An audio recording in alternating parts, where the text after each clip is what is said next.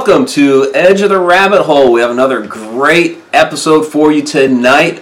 Vampire Femme Fatales and their secrets. It's going to be really exciting. We have Marie Bargas and Bathory back with us this evening. We had a great time. I don't know, was it a month and a half ago? So we're going to dive a little bit deeper down the rabbit hole tonight. And of course, Vanessa Hogle, my co-host, is with me. And of course, Shauna, our chat shenanigator, down in the chat room. And oh, by the way, I'm Mike. So how's it going tonight, Vanessa? You excited? I am. I've been looking forward to this because I want to learn from these lovely ladies. I want to learn to be a femme fatale. And if I can do that, sounding like I look with my hair barely brushed, it's on. It is game on. Okay? I can with you and the hair. Yes, you can. Yes, you can. Yes, you can. So, little housekeeping, just real quick. Of course, if you haven't already gotten your ghosty and your shirt, the new round of shirts will be in here very shortly, within the next week or two. So that'll be great. They were supposed to ship today. So be on the lookout for that, which means, and of course, since it's beginning to be fall, we're going to get more into the hoodies and getting the hoodie design out there. So be on the lookout for that here pretty soon. And what else we got in that regards? I think that was it, right? I think that's it. All right. Sure. Sure. Cool. Oh, real quick, if you're out in the Mattoon, Illinois area this weekend, Shauna and I are going to be out at SilCon September 8th and 9th. So that's Friday and Saturday. So come on out for that if you're in the area. We're going to be set up, a table there. We'll have all the books and, of course, ghosties and shirts and all of that great stuff. So come on out. And I think that's it. So without further ado, Marie and Gia, thank you for returning. How are you this evening? I know. Thank you very much. I'm very happy to be back. Me too. We're happy to have y'all back. Absolutely. So, you guys want to talk about being a vampire femme fatale. So what exactly is a vampire femme fatale? Dive right into it. I think we all kind of have different versions of that definition. What would your definition be? Let me think about mine for just a second. All right. Okay. A vampire femme fatale for me means that although I'm in a very committed relationship, I do get a lot of really healthy energy from a lot of guys in a non-sexual way. Absolutely. All I have to do is inspire lust, pretty much. Inspire lust. Okay. Yes. I think because a lot of people don't realize that if you're empathic, you're more than likely to be able to be vampiric. So as much energy as you can take in, you can project it, but as you're taking in, you can take it in stronger. And I like being out in the public and in certain environments like events and red carpets, stuff like that. Okay, and so is this energy? So is this a an energy transfer between you and whomever it may be? Yes. What we're talking about? Okay. Yes. How does that work? I think it's genetic. It's a natural ability. It's like sticking a straw in a really good milkshake and taking a deep, long sip. Yummy. Oh my goodness. Oh. I know. I'm ready now. All right. Go right ahead. I'm a model, but I will settle for actor and pop star. Okay. That always works. Yeah. I would have to say a femme fatale would be, by definition, something that's beautiful and dangerous, but more so with the particular context that we're discussing, all female vampires are femme fatales because we are all dangerous in our own way and we are all alluring and mysterious and even intoxicating if you catch any of us in the right mood. Oh, and I'm expensive. Don't forget expensive. And expensive, yes, we are expensive. We accept Chanel and Louboutin. Yes, we do. Yes. Okay, so yeah, I mean, I'm a Goodwill shopper. I didn't say shopping. I said gifts. Oh, Right, they're going to be buying that for you, Vanessa. Other people's money. I don't think I can ever be one then. You know, I mean, it's not even empathic. I'm empathic as fuck, but So all you have to do is release the guilt. Okay? Release the guilt. Once you release the guilt, your natural vampiric tendencies to entrance your prey will come out. Right, Gia? Absolutely. Yeah, release the guilt, girl. Release it. Let it go. It's all that Christian repression that people have. From being able to tap into that sort of primal, bestial nature. Yes.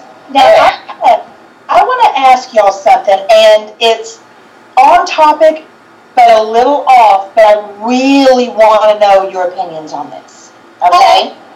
I have always been fascinated by what society and history has called a vampire. Always. I mean, since I was an infant, it's always drawn me. And I actually came upon something that was bought for me, and I paid them back for it. I did the live feed on this, Marie, on that bookshelf. That came. This is no joke, Gia. This is not. I'm not kidding. About 10 years ago, I got a bookshelf from a Goodwill here in Oklahoma that was covered in about 2 inches of dust. Folded bookshelf. Couldn't even tell what it was. And I paid the person for it because I just recently separated from my now ex-husband. And so I acquired this. They bought it for me, and I paid them the $10 for it. Took it home, cleaned it off, only to find out that on the underside of it, covered in 2 inches of dust, was a shipping tag from Romania with Vlad the Impaler's embossed face on it. Nice. In Oklahoma. Small world. Yes. Out of all the people for it to come to, it came to me. And I know that sounds stupid, and I know it sounds like I'm trying to make a connection where there might not be one, but to feel the way I've always felt about that particular subject, and to have that given to me. The weird thing is, the dust was so thick on this thing, you couldn't even put fingerprints in it. Oh, wow. It was I did a live feed on it the other day, and I was just wondering, I mean, all hubbub aside, is that an indicator of something? Yes. The getting the wardrobe dresser or the feeling? Which one are you talking about? I've always had the feeling. Always. It's definitely an indicator, much like if you're someone that's prone to dance and you're a little kid that watches all of these dance movies and dance TV shows and you love music and you've been dancing since you could stand up straight on your own. That's usually an indicator of an innate talent that you have that's inside of you, and your subconscious mind is trying to connect that to something in your waking life so that you will pursue that endeavor. And vampirism is no different. We're drawn to the darkness and we end up marrying it. Oh God, yeah. I didn't marry it. I'm just living with it. You're just living in the sin with it. A star. Well, actually, my boyfriend specializes in crime drama, and they call him the murder dog at work, and he writes about serial killers. So yeah. Yeah, we discussed that when we had our phone powwow. Yeah. We found out that he had actually done that one on that friend of mine. Yes. We had this whole little connection thing. It was wonderful. I wish you could have had a recording of that. That was a hilarious conversation. And you know what? He found me to be particularly sexy because of my tendencies. So, hello, murder dog. What can I say? My Prince of Darkness. It's a safe serial killer kind of thing. Yeah. As close to serial killers I can get without having to worry about sleeping. Yes. That kind of thing. And that I guess is a femme fatale as well. That's another definition. It is a literal danger. Yeah, that makes a lot of sense to me. Do you think that there is one particular physical attribute that what is considered a femme fatale has? over others. Oops, yeah. Oh, wait. Yeah. There. These. I'm not taking my jacket off. Unreal. I'm not taking the jacket off, but yeah, I got those in spades.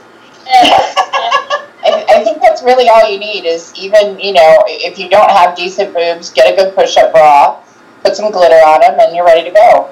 Yeah, but the best of us have them. So you just want us to roll you in marabou feathers and start chanting, one of us, one of us. Google gobble, Google gobble. Yes. I want to be Vanessa, time for you to come out of the bat cave, bitch. oh my stars. I could use a little sassiness. Well, you've got that Southern girl sassiness. You've got that, I can't wait for Ashley Wilkes to see me in this dress kind of sassiness going on. So we can totally work with that. Oh my stars. Oh my stars.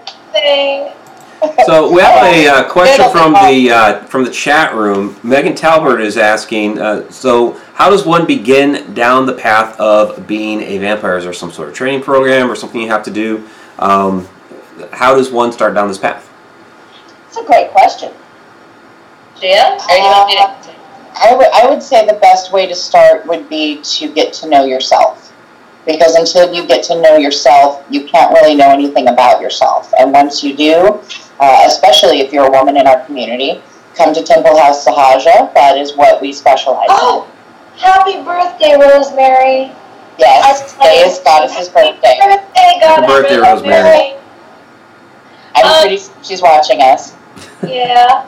Oh my God. So, in my experience, the first thing you have to do is release the guilt, or you can't do it. There's so much guilt attached to being primal, being natural, especially for women.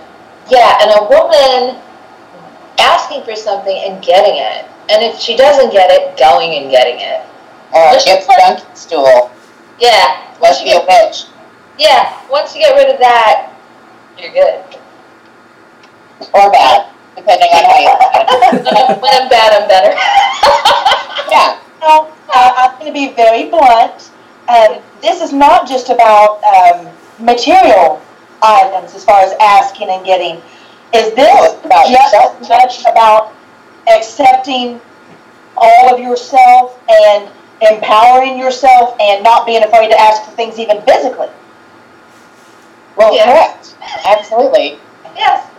Part of being a femme fatale, in definition, is that you don't have a problem saying, this is what I want, this is what I'm interested in, this is what I'm willing to accept, nothing less than. Yeah. Or I have standards. I mean, let's face it, Vanessa, I have no visible means of support, but I travel with the elite. I get what I want. I've been all over the world. I have a complete set of Louis Vuitton luggage. Okay? You know. Just the way you said that tickled the shit out of me. I'm glad I tickled you. I needed it. It was just awesome. You're like, you know. I need to do this. Yes, you need to come to New Orleans with us in October and let us dress you up and take you to all the events and make you all fabulous and wonderful. You could do your whole fiddle-de-diddle-de marmy thing in a little Southern Belle outfit. It'll be amazing. It'll be like a dark cotillion. Oh my God, yes. Vanessa, G and I can turn you out, girl. Okay, so I have to ask something because you brought it up a couple times here. As far as getting gifts, if you entrance somebody into giving you something, is that still getting a gift because you've entranced them? How does that work? Okay, I'm going to confess. Okay, I am a very good publicist. I'm an excellent publicist. I have been on almost all the networks that are around that matter. I've gotten my client's placement on Entertainment Tonight, Extra. I use my voice and my influence, and I can pretty much get a producer to give me anything I want. Okay? It's all about the voice. Okay. Well, no, Or at least it's a big part of it. well, yeah, I mean, I know how to put together a good pitch and I know how to tell a good story, but you give me a straight man and 15 minutes and I've got every time. Okay? I think it's awesome. I had skills in many areas, but this is not one of them. Now you know, the best PRs are vampires, whether they know it or not. Because we can get people to do things for us that they wouldn't normally do. So I've had situations where I've had the Venetian Hotel give a show, an entire comp room, and blah, blah, blah, blah. I've been gifted with diamonds. What else? I've been flown to New York on a whim. I mean, what else? I've traveled, I've gotten gifts, not only jewels, but clothes. Really good placements for my clients. And I think it makes me a better reader too, because I can intuitively and vampirically go into what's going on, and when I tell them a couple of things that they would rather I didn't know, then they're mine forever. Gia, what would you say about you? What have you gained from all of this particular path? Well, the beginning of the foundation of my temple, for one, which is all built on the very well-musculared, oiled backs of many men. Yes. Praise. What have I gotten? I've obviously gotten material stuff, but more importantly, I kind of cherish the wisdom that I gain from each one of them, because when you force them to open up and you get inside their heads, you get to know who they are as a person, and the better you know who they are as a person, the deeper you can walk into them, and the deeper that control goes. And once you get to a certain point, you know exactly who you're dealing with, exactly what their limits are, and then you can really have some fun. Yeah, but you know what? It really helps if they have a death wish.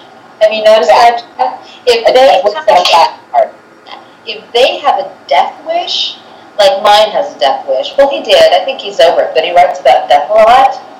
You know what I mean? Then there's definitely a connection, because it's an embracing of the dark goddess. Makes man's dick hard in 3 seconds. There's nothing quite as strong and potent an aphrodisiac as a little bit of death. Yeah. Bing. Viagra. She's not wrong. It really is true. As twisted as that sounds, it's absolutely true.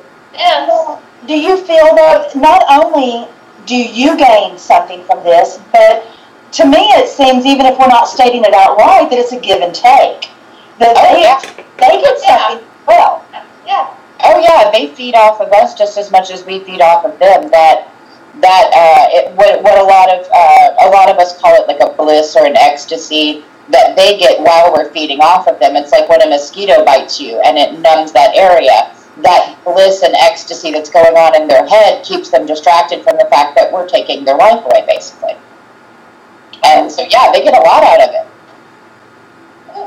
And unfortunately, they can become addicted to it as well. Oh God, yeah, and then they become stalkers. Yeah, exactly.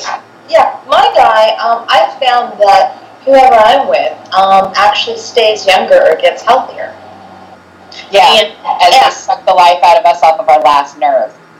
Oh God, yeah. But I know, right?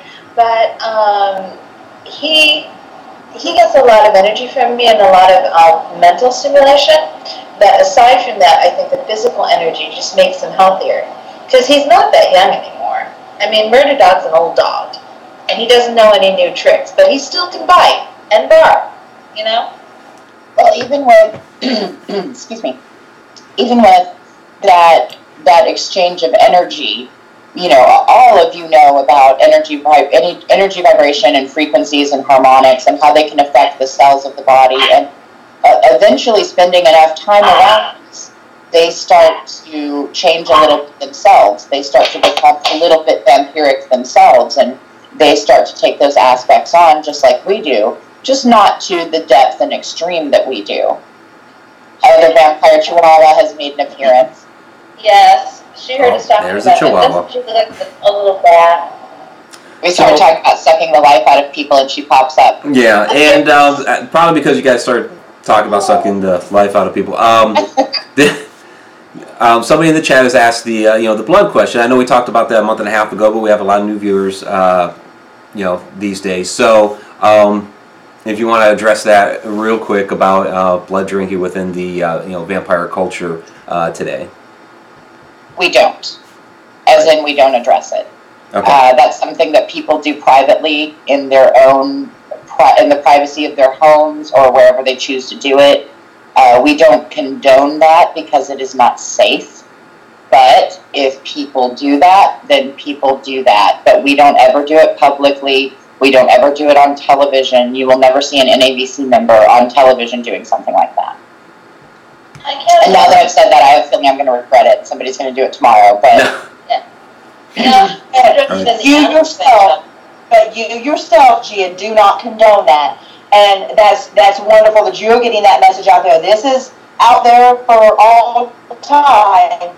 You don't condone it. So, and we thank you for that. And it's not that we condemn it either. It's just, it's like someone's sexuality. It's none of our business. Gotcha. It's your private practice that has nothing to do with us, but it is not something that is a public, open part of our community. Gotcha. That makes perfect sense. That makes perfect sense. Now, have you ever found yourself in the process of this particular act? Okay, and I don't mean disrespect by calling it an act. I don't. Okay. But in the process of this, have you ever found that your subject, for lack of a better word, I like to call them prey.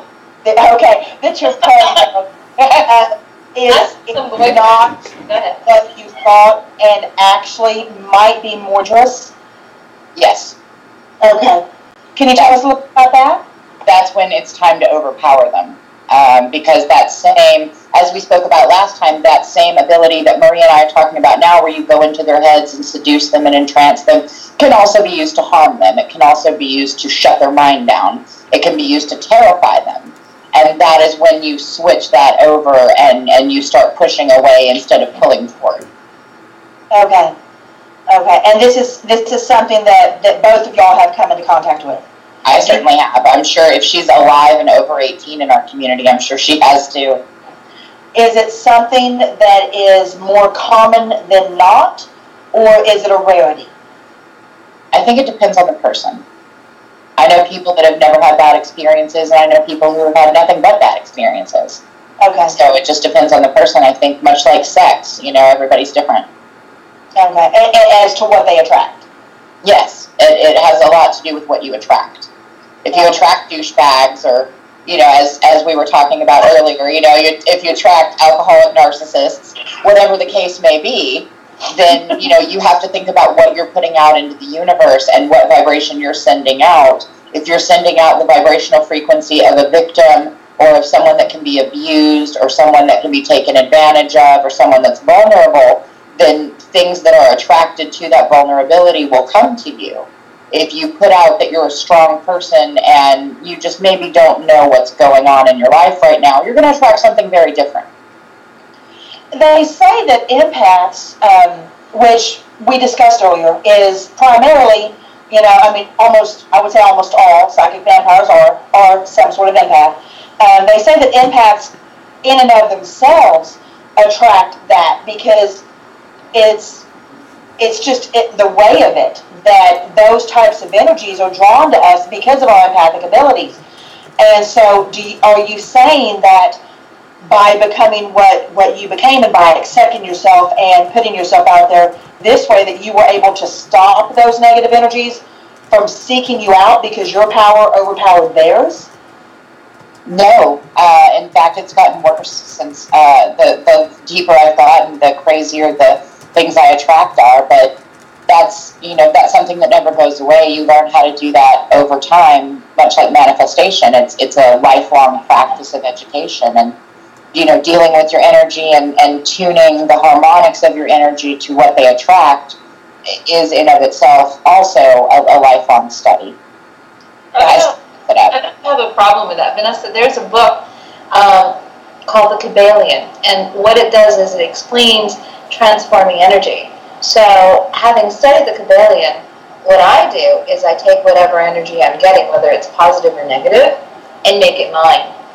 So at this point in my development, as a witch, I don't really care. I make it mine. I mean, somebody threw a really nasty curse at me recently, and I think I've kind of transformed it into something else. So it's like, bring it on, you know. I'll just make it mine. I'll make it mine.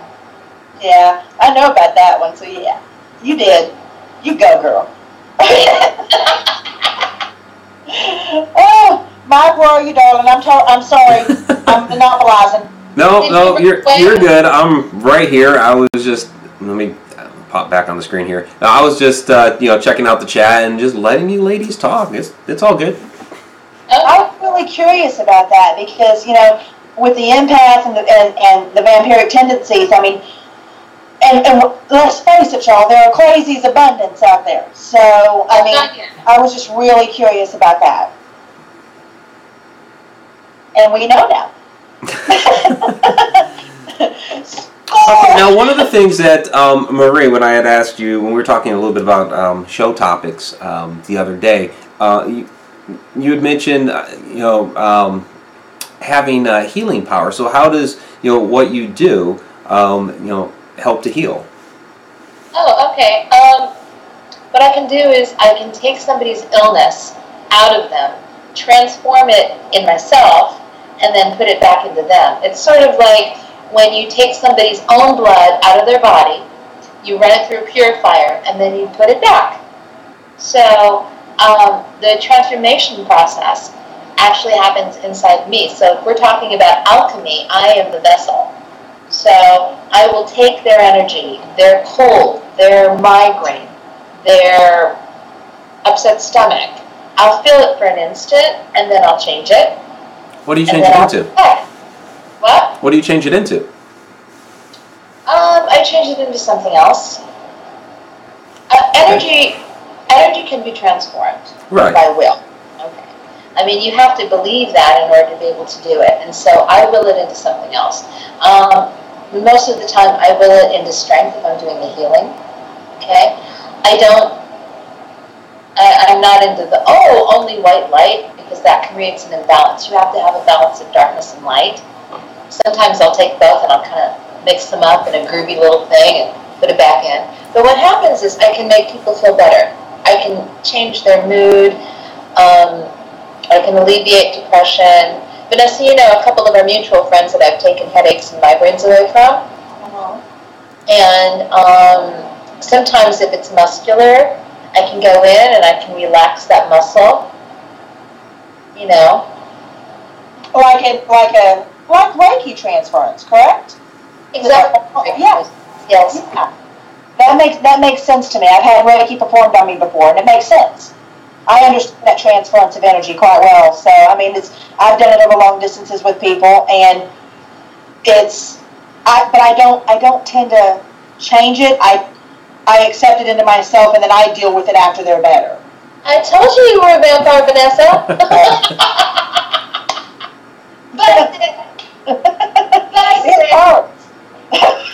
So we have a question from the chat room, Zippy Davis. I heard curses can actually work if you believe in them. Is that true?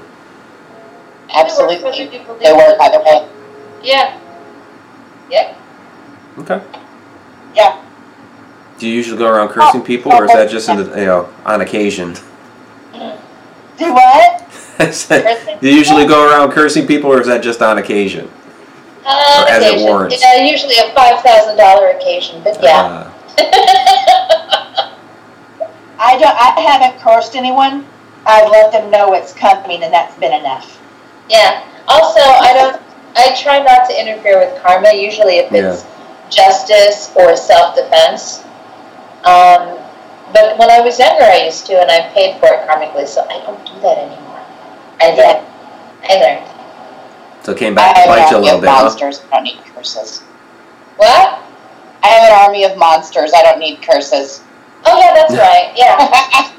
Gia's got minions. I think one of them's in the chat room. Denise says, "Hi, Lady Gia, you're Grace." So I'm guessing that's one of your minions. That is one of our Temple House Sahaja priestesses. Hello, Denise. Okay.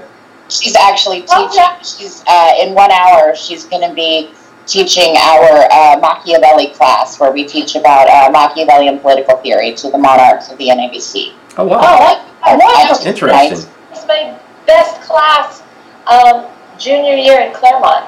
No wonder it's wonderful. Oh, Machiavelli. Yes. So what kind of classes do you guys hold? What? What kind of classes do you hold?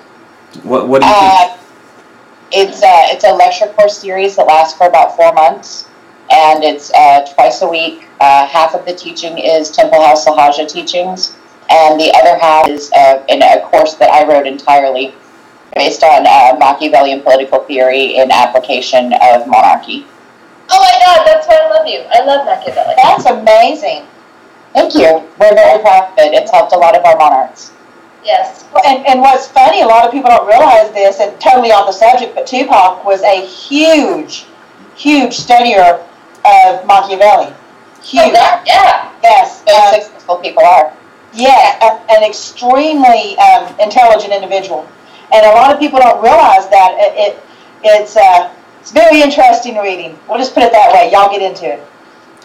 So, it's portrayed in such a terrible light, but it really isn't. Machiavelli, people often quote Machiavelli as saying that it's better to be feared than to be loved.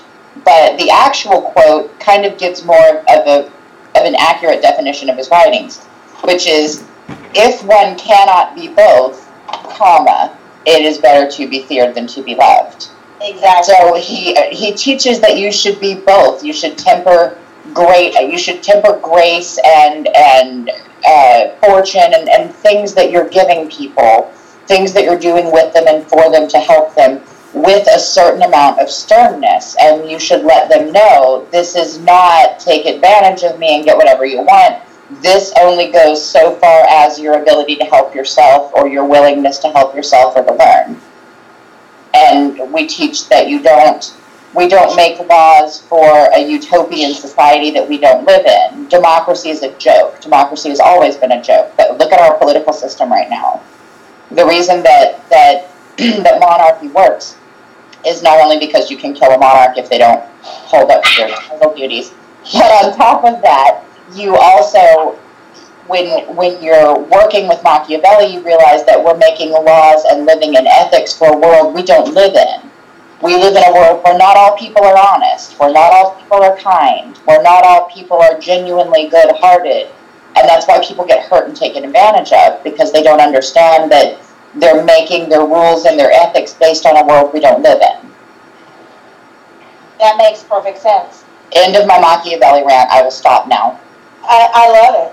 I love it. No, that's the way great. The actual quote just shows how we twist things in order to make a point, as opposed to just using the initial text. Absolutely. To give people the knowledge of both sides. Instead, they just made it evil by chopping it in half, and that's what people do. And it sickens me. Thank you for that. You're welcome. Megan in the chat room is wondering where these classes can be found at. You can find us on Facebook under Machiavelli Monarchy 101. Okay. There you go, Megan. So it's not just about overpowering or even exchanges of energy. It's about education and advancement and an understanding of literature and history and people in a way that others can't find in general society. Is that correct? Correct. It is the perfection of oneself. Love that. I should check our classes out sometime. I think I'm going to. Yeah, As should Maria, especially being a Machiavelli fan. Oh yes. Oh yes. The Prince is the manual for Hollywood, Gia. I thought you knew. Oh yes, I know.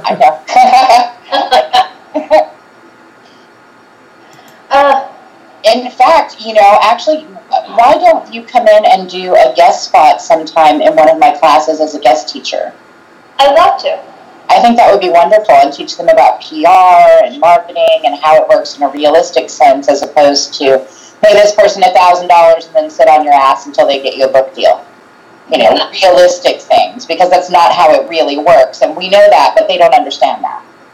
Well, I think that what people don't understand is influence is making somebody feel something, and that is communication. It's that's non-verbal communication. And so before human beings could talk, that is how they communicated. And it's an ancient skill, as we mentioned before, located in your reptilian brain.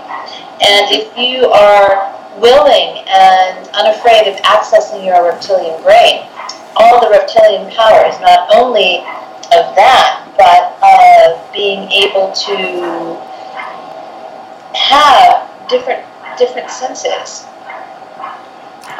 You want to explain reptilian a little bit for those viewers that aren't familiar with it? Okay, we're all descended and evolved from reptiles, and there are certain areas of our brain that are still reptilian. And the very primal part of your brain, I think, which is located at the base of your brain skull, is your reptilian brain. And that part of your brain has a lot of your instinct, but it also has a lot of really secret stuff, like being able to communicate without words, because snakes communicate without words. Also, being able to judge movement by the way the air moves. All the things that snakes can do. You know, and it goes back to ancient culture, the kundalini, the serpents of the chakras. It's all connected to that acknowledgement of the reptilian brain. So, are these also things that you teach in some of your classes? Yes, it is. Okay. Not as much kundalini. I cannot imagine what my class would do if I started talking about kundalini. They would just get wild and out of control.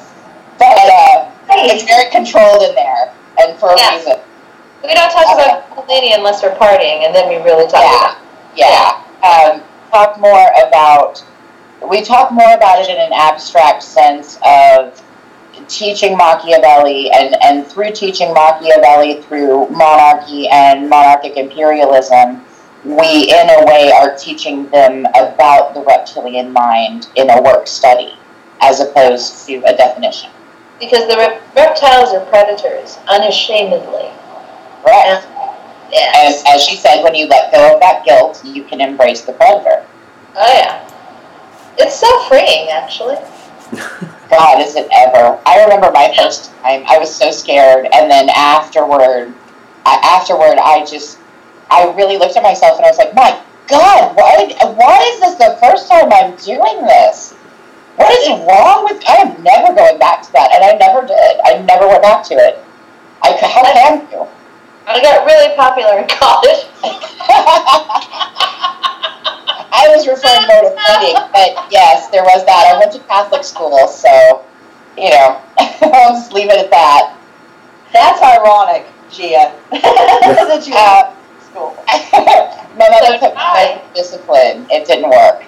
So I didn't learn about how to inflict discipline, but I didn't learn anything about self-discipline at all. No. True. No.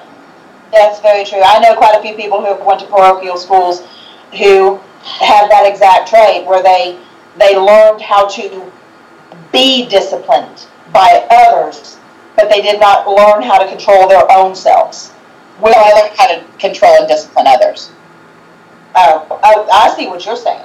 Yeah, a parochial school is the perfect place to learn that, because you've got your little skirt and your little outfit, and you just look just so, and you know, nobody expects that, and you pull a whip out from underneath the skirt and you start beating people, and all of a sudden they're like, oh, okay, yes, I will do exactly as you say. And even more so, it's about that control inside their heads.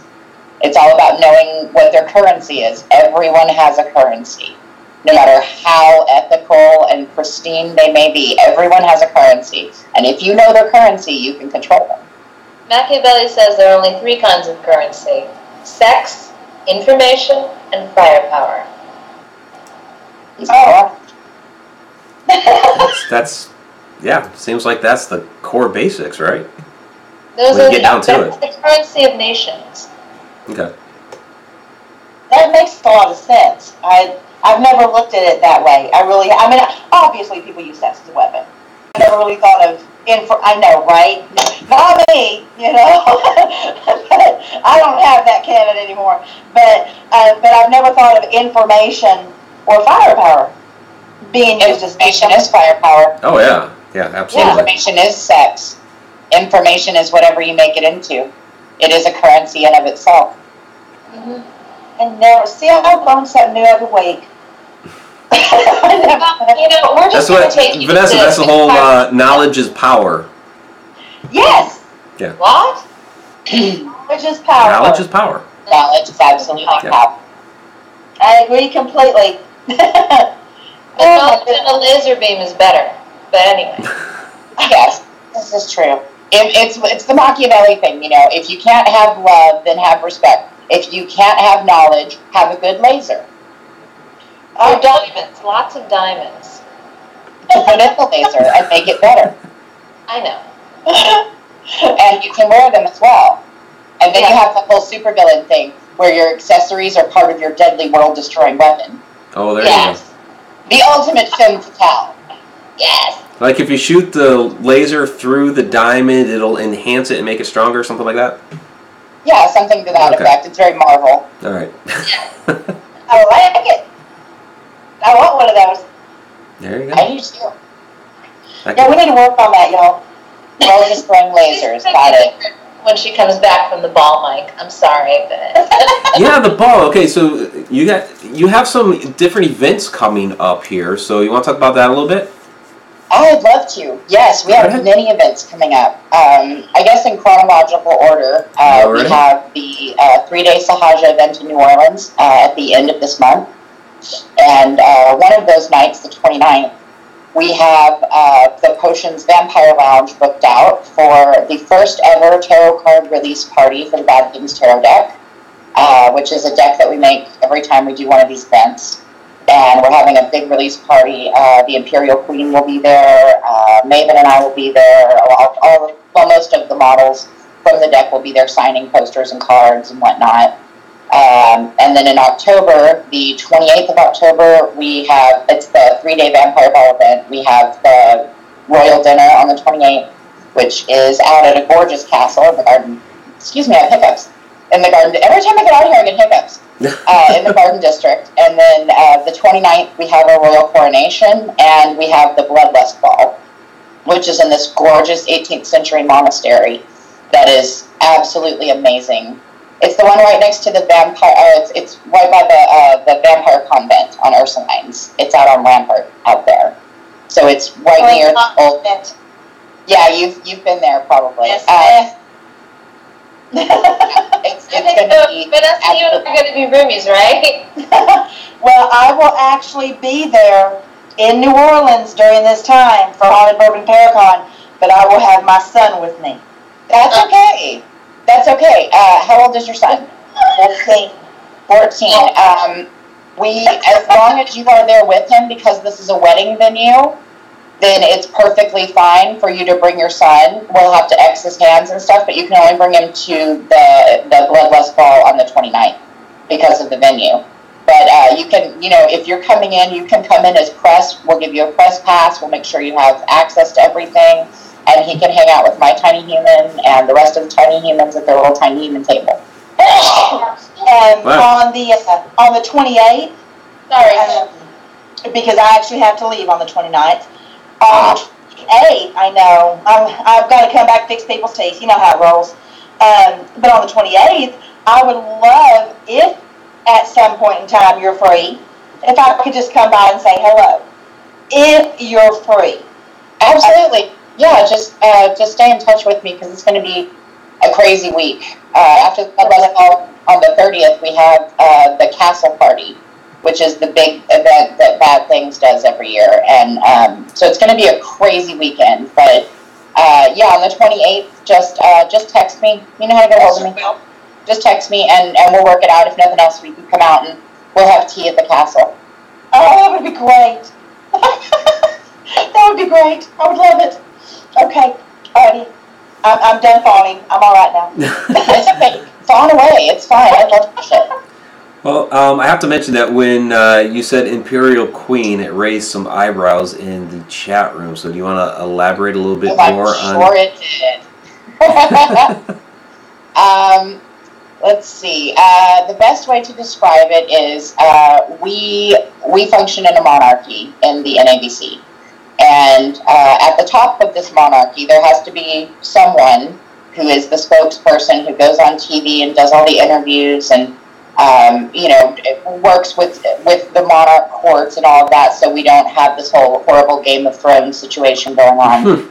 And that particular person we refer to as the imperial monarchs. They're the ones that kind of help break decision ties and kind of help keep the peace, and they work as the public face and the public voice for our community, because we can't have 100 monarchs on every single interview that's done about our community. So therefore we have to have someone that can kind of crystallize all of those things into a snapshot, this little wrinkle in time of what our community is, and express that to a camera and to an audience. And therefore they are given that title. Our Imperial Queen's name is Daily South, and she is absolutely amazing. And she's so much fun, as just on a personal level. She's a lot of fun, but she's also a very intelligent businesswoman. She guest teaches at the monarchy classes, and she's a very, very good role model for young women in our community. She's very sex positive, very body positive, very women's rights positive, but not in an obnoxious way. And she's also all about equality. She will sit down and talk with anyone for any reason if it means that she gets to educate someone on our community. Oh, very good. That's wonderful. So you have an entire structure in place, and that's, I guess, kind of being an outsider, we don't really understand the whole scope of your community.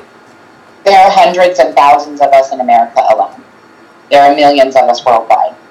And those are just the documented registered members that are parts of houses or clans or courts or organizations. That's not including the smaller groups in more remote places of the world that aren't on paper. Okay. There's kind of a follow-up question Megan's asking. Is there only one vampire community, or are there several? Yes and no. There is, when I say the NABC or the vampire community, I speak as a generalization of a whole, like when you say the gay community or, the African American community. Mm-hmm. It's not really to stereotype, it's more just to kind of do a blanket term of us, our kind, without sounding so Zeke Heil as to say our kind or our people. There is a worldwide vampire community. There is a European, an African, an Asian, a North American, a Canadian. We even now have an Australian community. We just opened up our first official House of Lore satellite in Australia. This wonderful man named Ghoul that we know, who's absolutely spectacular. So we're all over the world. So each territory has its own little inner community, and all of those communities come together and work together to build a greater community worldwide, nationwide, citywide, countrywide, and locally. Do you know of a community in Ireland? Yes, it depends on what part of Ireland you're talking about. There's one part that's kind of a dead zone in the north. And then there is a Southern Irish community and a Central Irish community. And then you have the community, which is the one that I came out from, which is the Clogonal FOII community at Clogonal Castle. I will be in Ireland for 9 days in March. And I would love to meet up with some, if possible, to interview. Okay. So I'm going to be writing a book about Ireland, getting my information while I'm over there and writing it when I come back. So I would love to have their contribution, their input. Yeah, absolutely. I'll put some people in touch with you, and I'm sure Marie can too. Both of us, between the two of us, we should be able to find you some really interesting people. That's wonderful. Thank you. Vanessa, I can see you with a nice Irish husband, actually. I know, one named like Shannon or like Kieran. No, can't you just see it though in the mist? I can totally see it. I know. Like short, really cute, with like the snap brim hat on and a pipe. A real man. Okay. Okay, yeah. Okay, we have another question from the chat room. This is kind of to clarify. Lisa Butts of MCHPR. I think she came in a little bit later, and I don't know if she watched the first time around a month and a half ago or whatever it was. But like I said, a little bit of a clarification. Are we saying real vampires? I mean, the RP ones are actual, and I don't even know what this word is, sanguinarian vampire? Sanguinarian. Yeah. Yes, we are talking real vampires. Okay. People are often confused. Unfortunately, there's someone in our community that's been around for a long time who's written a lot of books. I'm not going to say his name publicly because that just gives more attention. But has given a lot of misinformation on our community and how it works. Oh my God. Maria knows what I'm talking about. Yeah, I do. And unfortunately, a lot of misinformation comes from his work, and unfortunately confuses a lot of people. Yes. But I would imagine there's a lot of confusion anyway between the community that you have established, and of course you have pop culture and fictional works and all that kind of get thrown into the mix. So I imagine you have a lot of work to do to try to educate people as to who you actually are. Yes, sadly we do. For people like Marie and I, it is a daily thing. It's get up, have your coffee, go outside, try not to kill the neighbor's kid, walk your dog, answer questions about vampirism and eternal life, go back inside, read the paper, go online, answer questions about whether or not we can turn into bats and if we kill children, check your Facebook. It's just kind of one of those things. Right. I'm laughing only because your frustration is palpable. I don't mean that funny. But I do understand it because I get the same thing about witchcraft. So I totally it's the same thing. It really is. And being part of the pagan community as well at the temple, I understand exactly what you mean. It's the same thing no matter which one you go to. There's always somebody who has some weird profile picture of a cat that's trying to convince you that they're 1,000 years old and that they're a relative of Vlad the Impaler, and you're just like, okay, well that's wonderful. I'm very happy for you, but Vanessa, I just wanted to say, aside from being a witch, dear, you're a vampire. I know it's hard, but after the ball, you'll realize. But yeah, you're after the ball, just all the yes. Yeah.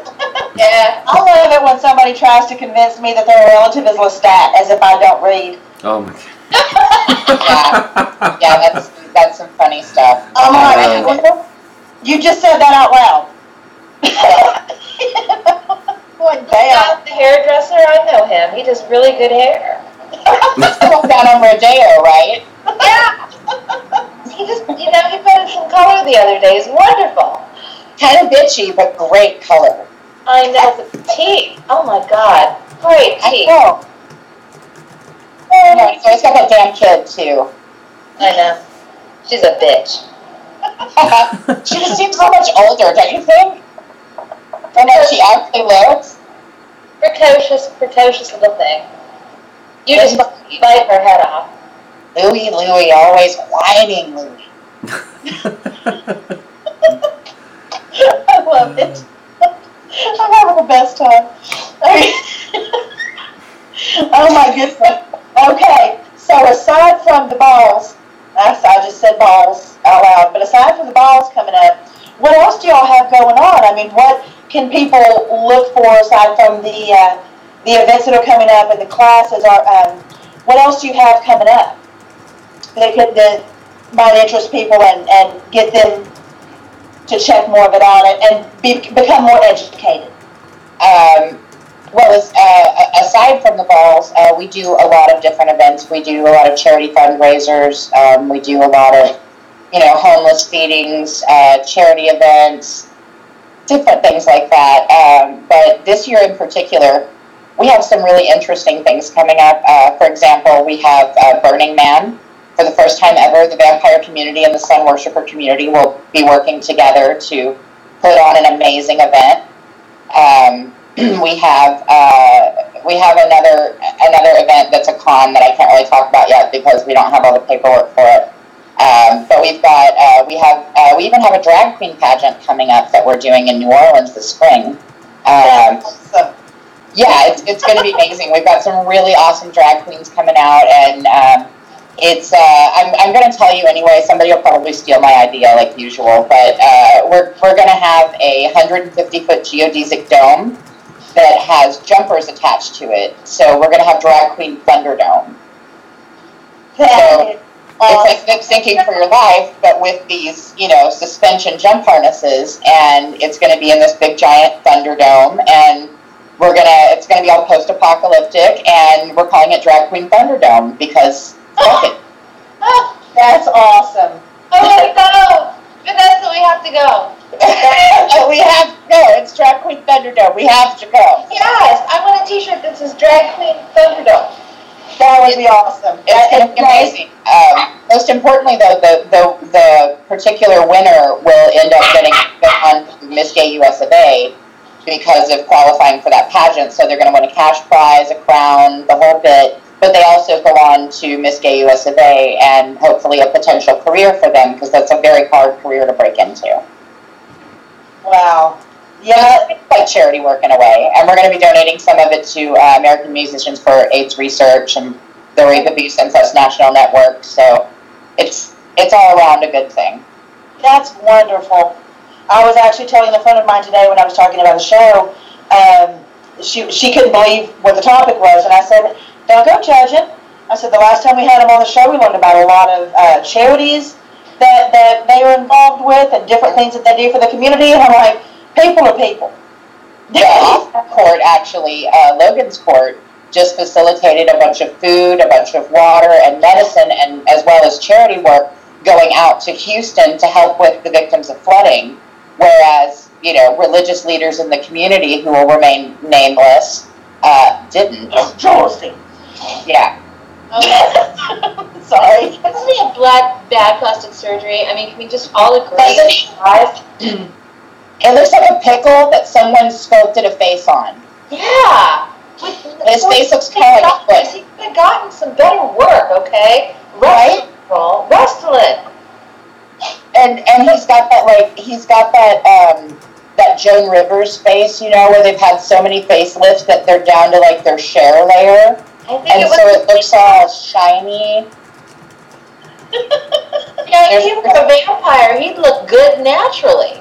Yeah, but he's a different kind of bloodsucker, so he doesn't.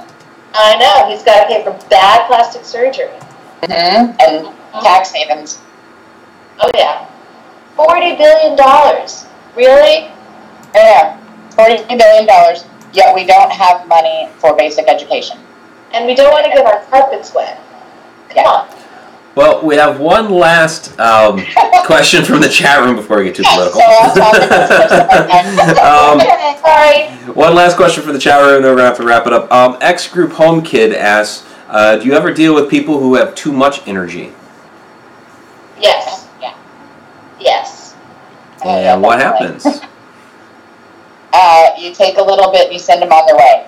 They like to hang out with me because they become normal.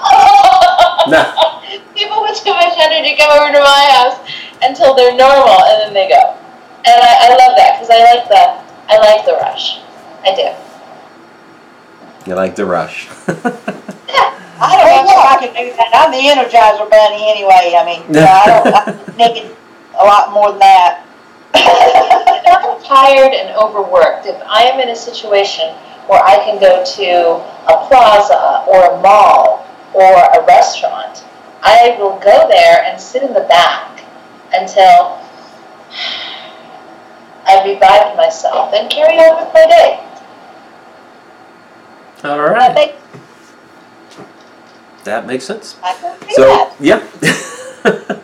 Well, we're right at the hour mark, so we're going to go ahead and wrap it up. But this week, okay, we're doing shout-outs. I totally blew it last week. I don't remember what was going on. It was like we got to the end of it, it was like, we're done. And Mercury retrograde. So, yeah. True. Yeah. I'm smoking now with the big lighter. I love coming on here. It's always fun. Well, and, we really appreciate having you guys on. It's always very interesting. So, aside from Shauna, or Chat Shenanigator, who, of course, I love, and I have to give the first shout-out to, the first person I do have to, after Shauna, that I have to give the first shout-out to is Diane Hilbert, because apparently before I blew everybody off last week, I missed her, I guess, 2 weeks before that, or each of the first 2 weeks before that. So, Diane Hilbert, there you go, you got your shout-out. So, let's take a look at who all is out there. Bring up the big old chat screen. And so, and it's not, oh, there it is. There it is. So, Jared Launder, Jared, as he's saying right here, as I'm saying his name, Jared from Palm Springs, California. There you go. You got your shout out. Joanne Rubino, thank you very much.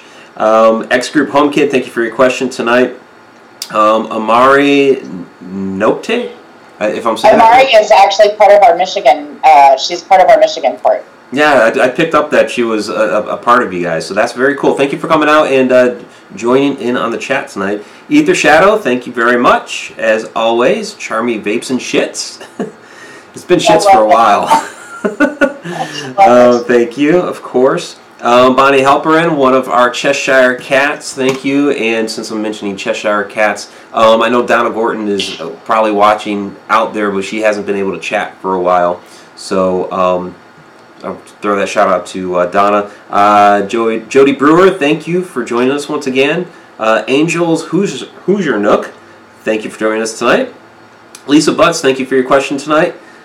Zippy Davis, thank you as well for always being, you're usually in there pretty early too. And you also had a question. Robert White, our buddy from Australia, thank you for joining us again. Megan Talbert, thank you for all your questions tonight. You had quite a few, we appreciate that. Lenora Martinez, thank you as always. Andrew Cubbage from Cushing, Oklahoma, thank you for joining us again tonight. Thank you for all the kind words that you've been saying about us lately. Tina Nichols, thank you for joining us, our friend Tina. Ab Tillery was in the house tonight. Adam is our illustrator for Haunted Road Media. He has a couple of illustrations coming in here pretty soon for the new Encounters with the Paranormal book, so I'm looking forward to those. Chipper Terry, thank you for joining us tonight. Appreciate that. Who else do we have? Lily Tooby and Bonnie Halperin. There we go, Lily Tooby. Thank you. And I did mention Bonnie earlier.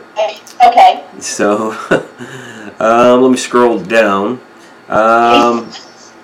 Well, because usually I go too far up and then I miss people. And then, there's this Vanessa Renee Hogel. I don't know who that is. I don't know. She's a vampire. Right. Let me go up a little bit further. I did mention X Group Home Kid. And Lynn's White. Yes, Lynn's White was in the house. Lenora Martinez. Yep, I got Lenora. So who am I missing? Joanne Rubino. I did mention Joanne. You did? I did. I'm not listening to you anymore, Mike. Well, you know, it's good. Yeah, it's okay that we cover it twice because we missed last week. So exactly. Yeah, and there's Jared again. You know, I think that's probably going to do it. Trying to think if there's anybody else that was in earlier that we missed. Oh, there's Tammy Heitzman. Gwen was in. Yes, Gwen was in earlier. She had to go. Yep. Oh, we love Gwen. Yeah, Gwen's awesome. Oh, can we say happy birthday to Goddess Rosemary? Yes, Goddess Rosemary. Happy birthday. Go ahead. Happy birthday, Goddess Rosemary. You're here? Happy birthday. We love you. I would sing to you, but you don't want that. All right. No. Oh, and Carrie Parrish was in earlier too, so you throw Carrie in there. And I think that will about do it. And of course, our chat shenanigator, Shauna, Hey, Shauna. who I did mention at the very beginning, but I'll throw her out there again as well. All right.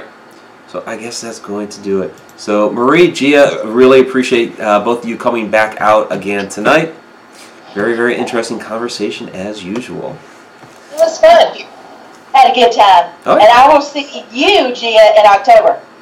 Yes, you will. And we have a tea party date, you and I. Yes, we do. And we'll bring Maria, because she has to come too. So we'll have a big tea party date. Or, you know, we could videotape it and we can send it over to Mike unless he's there with us.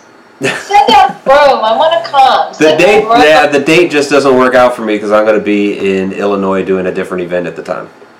All right, well, we'll just videotape ourselves having wonderful catering and we'll tease you. Yeah. And be like, look, you can't have this delicious food. Tease away. So, yeah, I like being teased with food.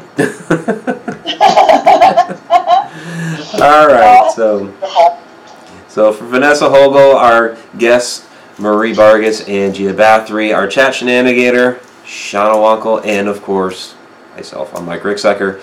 Everybody have a great evening. And if you haven't yet, please subscribe. Thank you very much. Thank you. You're welcome. Thank you.